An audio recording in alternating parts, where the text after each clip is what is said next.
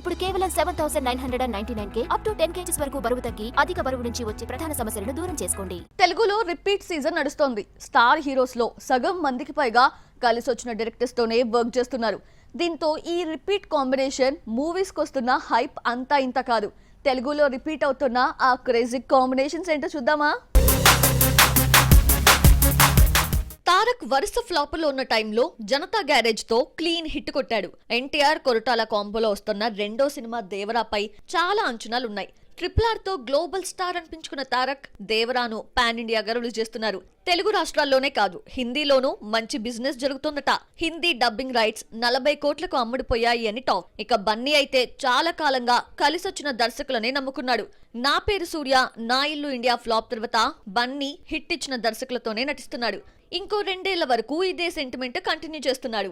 ఆర్యాతో తనకు star image తీసుకొచ్చిన సుకుమార్ అంటే బన్నీకి ఎంతో అభిమానం. ఈ ఇద్దరి కాంబోలో రెండో సినిమా ఆర్యా 2 ఫ్లాప్ అయినా పుష్పతో మూడోసారి రిపీట్ చేశాడు. పుష్పను మించిన హిట్ కోసం 2 ఏళ్లుగా కష్టపడుతున్నారు. 2024 ఆగస్టు 15న పుష్ప 2 రిలీజ్ అవుతుంది. పుష్ప 3 కూడా ఉంటుంది అంటున్నాడు బన్నీ. పుష్ప 2 తర్వాత బన్నీ మరోసారి త్రివిక్రమ్ చేతుల్లోకి వెళ్లిపోతున్నాడు. ఆల్రెడీ ఈ కాంబోలో జులై, సన్ ఆఫ్ సత్యమూర్తి, అల వైకుంఠపురంలో వంటి హ్యాట్రిక్ ఉంది. ఇలా బన్నీ 6 ఏళ్ల పాటు సుకుమార్ త్రివిక్రమ్ చుట్టూనే తిరుగుతున్నాడు. గేమ్ చేంజర్ తర్వాత రామ్ చరణ్ బుచ్చిబాబు సినిమా చేస్తాడు. ఆ తర్వాత కలిసొచ్చిన సుకుమార్ కి ఛాన్స్ ఇచ్చాడు. ఈ ఇద్దరి కాంబోలో వచ్చిన రంగస్థలంతో చెర్రీ ఫస్ట్ టైం 100 కోట్ల మార్క్ దాటడమే కాదు, 130 కోట్లతో నాన్ బాహుబలి రికార్డ్ ని సెట్ చేశాడు. జల్సా తర్వాత పవన్ కొన్నేళ్ల పాటు సక్సెస్ చూడలేదు. ఇలాంటి టైంలో వచ్చిన గబ్బర్ సింగ్ పవన్ కి అద్దరిపోయే హిట్ ఇచ్చింది. చాలా కాలం తర్వాత గబ్బర్ సింగ్ కాంబో ఉస్తాద్ భగత్ సింగ్ తో ముందుకొస్తోంది. హరీష్ మరో అద్దరిపోయే హిట్ ఇస్తాడన్న నమ్మకంతో పవన్ ఫ్యాన్స్ ఉన్నారు. ఇక బోయపాటి బాలయ్య కలిస్తే హిట్ గ్యారంటీ అన్న నమ్మకం సినిమాకు పెరుగుతోంది.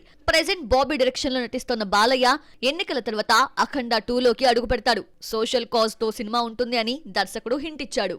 వెంకటేష్, అనిల్ రావిపూడి హ్యాట్రిక్ కోసం వెయిట్ చేస్తున్నారు. F2, F3 అంటూ నవ్వించిన ఈ ఇద్దరు ఈసారి క్రైమ్ ఎంటర్టైన్మెంట్ తో వస్తున్నారు. ఈ మధ్యనే సినిమాను అనౌన్స్ చేయగా సంక్రాంతికి వస్తామని దిల్ రాజు అనౌన్స్ చేశారు. ఈ మధ్య కాలంలో హిట్ లేని వెంకీకి కలిసొచ్చిన అనిల్ సక్సెస్ తీసుకొస్తాడేమో చూడాలి.